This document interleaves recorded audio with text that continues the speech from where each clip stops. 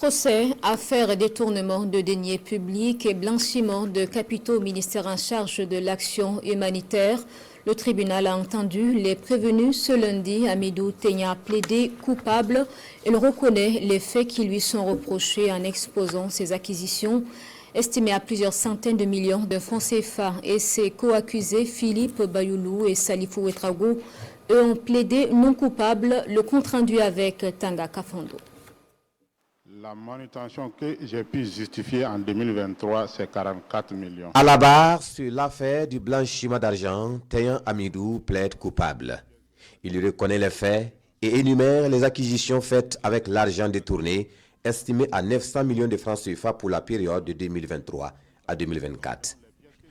Parmi ces acquisitions, le principal accusé cite un terrain de 1000 m² acquis à 45 millions de francs CFA, une ferme de 8 hectares à Bama dans laquelle il a entamé des réalisations dont une station d'essence, une unité de transformation d'aliments pour bétail à 120 millions de francs CFA, 4 forages de 28 millions de francs CFA, une auberge de 20 chambres en construction, 2 piscines de 50 millions de francs CFA, une clôture de 150 millions de francs CFA. Il y élève plusieurs animaux dont des autruches, 14 bœufs, 2 antilopes, 8 paons, 6 porcs-épics, 1 koba et 24 canards sauvages. Tenya a également acquis à Boboya Ouagadougou une dizaine de parcelles et a construit une auberge à Rayango et un maquis. Le butin a également servi à acheter des véhicules de tout gabarit et de plusieurs marques.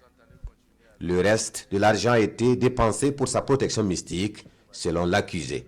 Des bœufs, il en a tué un nombre important, voire des chameaux. Sur la même affaire, Bayoulou Philippe plaide non coupable, mais reconnaît que la somme qu'il a obtenue n'excède pas 40 millions. Une somme avec laquelle il a acquis un véhicule à 12 millions de francs CFA, une parcelle à 7 millions de francs CFA et soldé l'avance pour sa villa à 8 500 000 francs CFA. Le reste de l'argent, 7 millions, ont servi à la construction de la maison de son père en Côte d'Ivoire. Ouedraogo Salifou, quant à lui, plaide également non coupable. Il estime à 75 millions de francs CFA la somme encaissée dans le deal.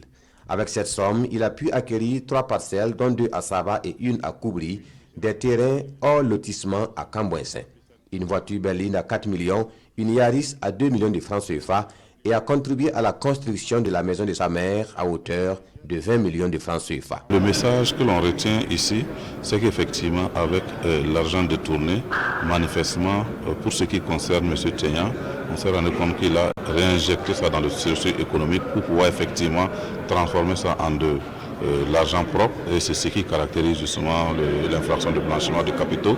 Ce que les deux autres ont fait, mais ils ne reconnaissent pas les faits, mais il y a effectivement qu'ils ont fait des acquisitions qui leur permettent d'utiliser ces acquisitions-là, que ce soit des véhicules ou des biens immobiliers, de façon, j'allais dire, transparente. Donc, nous allons mettre justement le doigt sur, en tout cas, cette technique-là, qui, pour nous, va nous permettre de caractériser l'infraction de blanchiment de capitaux et nous autoriser donc à formuler des réclamations sur cette base-là, parce que c'est le fruit de l'infraction qui leur a permis justement de pouvoir réinjecter cet argent-là dans le circuit économique et de pouvoir en tirer un profit.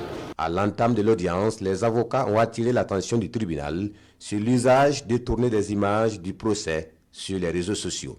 Des pratiques qui portent atteinte à la profession et à la vie privée de l'avocat et qui ne sont pas de nature à garantir une justice équitable. On a constaté quelquefois des injures et des traitements qui ne sont pas, on va dire, qui sont quelquefois attentatoires à la dignité, à l'honneur de certaines personnes qui participent dans le cadre de ce procès. Et il faut permettre à tous les acteurs de pouvoir mener à bien leur profession, que ce soit dans le respect.